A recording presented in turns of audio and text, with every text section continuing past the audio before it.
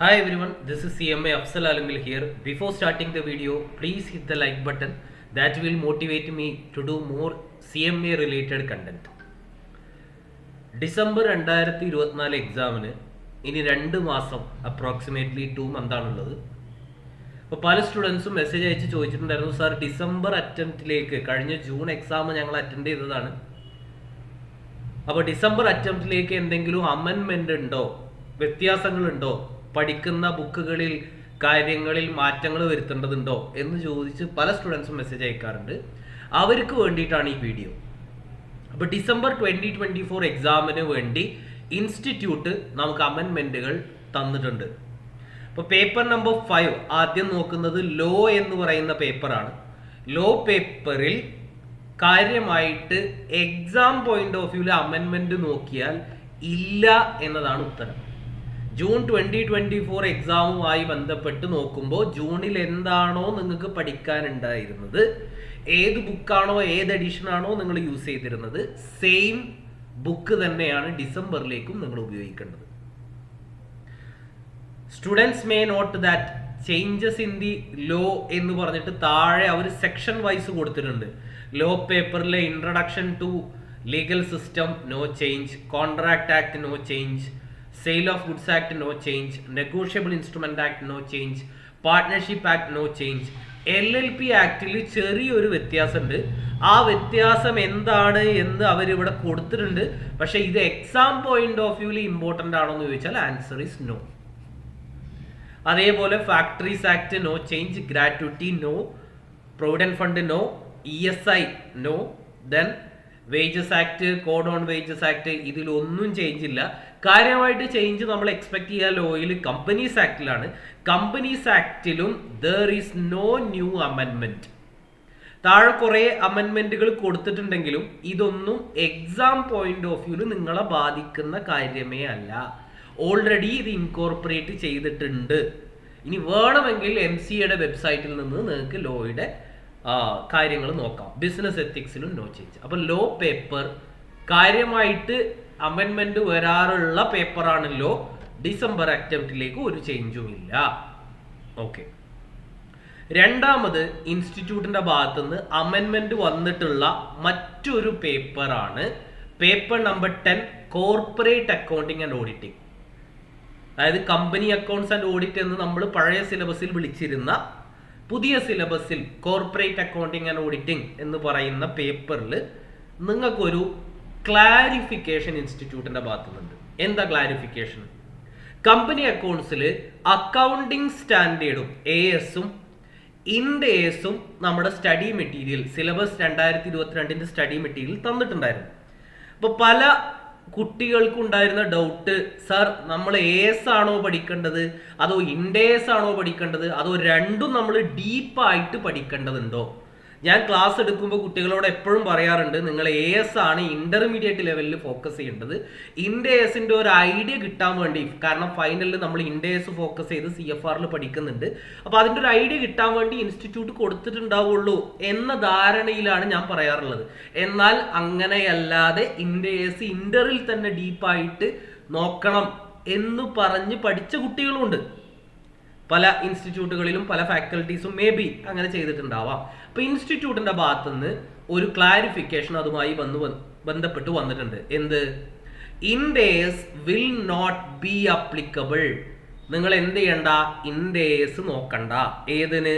നിങ്ങളുടെ module number 1 accounting for share and debenture ആയാലും preparation of statement of P&L and balance sheet as per schedule 3 പ്രകാരം balance ഷീറ്റും P&Lഉം prepare ചെയ്യുന്ന കാര്യത്തിലായാലും cash flow സ്റ്റേറ്റ്മെന്റിലായാലും നിങ്ങൾ എന്ത് ചെയ്യേണ്ടതില്ല?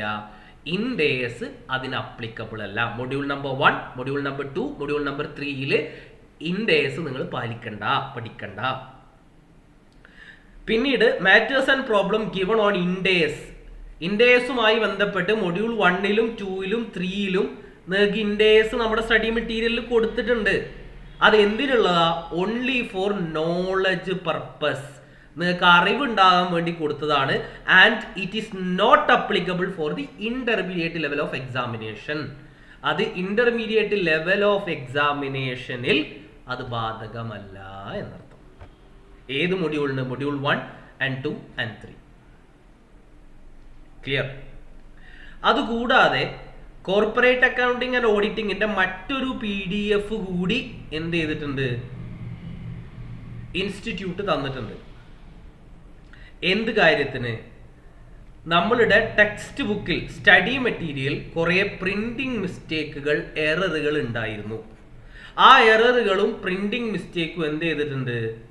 അവരത് ക്ലിയർ ചെയ്ത് തന്നിട്ടുണ്ട്.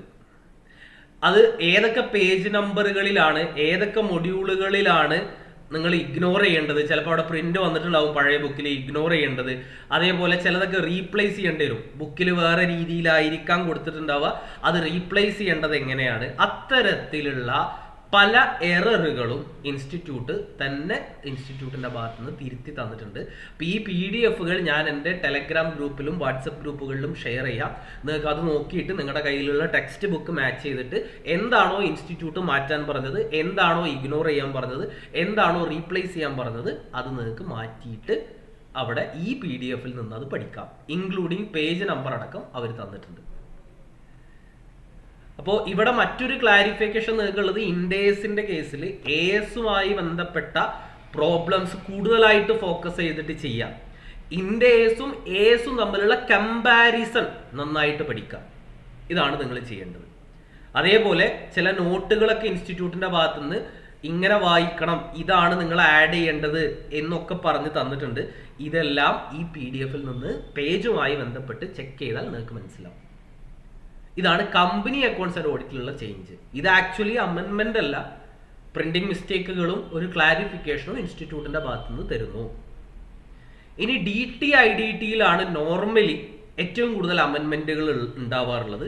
അതും ഇൻസ്റ്റിറ്റ്യൂട്ട് തന്നിട്ടുണ്ട്. സിലബസ് 2022 DT അമെൻമെന്റ് സെക്ഷൻ നമ്പർ 194A(O) പ്രകാരമുള്ള TDS സെക്ഷൻ, അതേപോലെ കാര്യമായിട്ടുള്ള GSTയിലുള്ള പ്രൊവിഷനുകൾ, ഇതൊക്കെ ഈ PDF കൊടുത്തിട്ടുണ്ട് എന്തൊക്കെ അമെൻമെന്റാണ്. അപ്പോൾ ഇത് ആക്ച്വലി നമ്മളുടെ ഓൺലൈൻ ബാച്ചിൽ അറ്റൻഡ് ചെയ്യുന്ന കുട്ടികൾ സെപ്പറേറ്റ് ആയിട്ട് ഇതൊന്നും പഠിക്കേണ്ടതില്ല. അവർക്ക് ഓൾറെഡി ഇതെല്ലാം ഇൻക്ലൂഡ് ചെയ്തിട്ടുള്ള ക്ലാസ്സുകളാണ് അപ്ലോഡ് ചെയ്യുന്നത്. നിങ്ങളിത് സെപ്പറേറ്റ് ആയിട്ട് നോക്കണ്ട. അതല്ലാത്ത കുട്ടികൾക്കാണ് ഞാനിത് പറയുന്നത്. നിങ്ങൾ പഴയതാണ് പഠിക്കുന്നതെങ്കിൽ അത് മാറ്റി അമെൻഡഡ് ആക്കി പഠിക്കണം. അതിന് ഈ PDF നിങ്ങൾ നോക്കിയേ പറ്റൂ. നിർബന്ധമായിട്ടും നോക്കണം. 10 മാർക്കോളം അമെൻമെന്റുകളിൽ നിന്ന് ക്വസ്റ്റ്യൻസ് വരാറുണ്ട്. ഇപ്പൊ ഡിസംബർ എക്സാമിന് ഇനി 2 മാസം കൂടിയാണുള്ളത്. ഓൺലൈൻ ബാച്ചിനെ കുറിച്ച് അറിയാൻ താല്പര്യമുള്ളവർക്ക് താഴെ ഡിസ്ക്രിപ്ഷൻ ബോക്സിൽ ഞാൻ അതിന്റെ ഡീറ്റെയിൽസ് കൊടുത്തിട്ടുണ്ട്. ഇന്റർമീഡിയറ്റിന്റെ 8 പേപ്പറുകളും ഫൈനലിന്റെ 8 പേപ്പറുകളും എല്ലാ പേപ്പറുകളും ക്ലാസ്സുകൾ അവൈലബിൾ ആണ്.